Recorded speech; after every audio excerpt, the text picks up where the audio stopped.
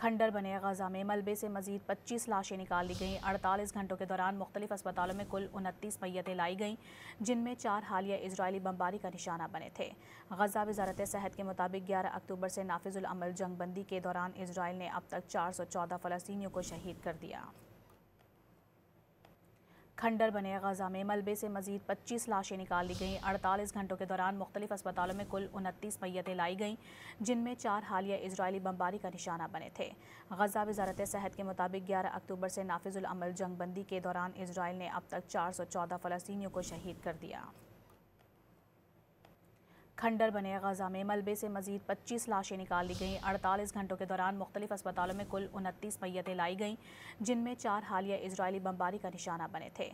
गजा वजारत सेहत के मुताबिक 11 अक्टूबर से नाफिजुल अमल जंगबंदी के दौरान इसराइल ने अब तक 414 फ़लस्तीनियों को शहीद कर दिया।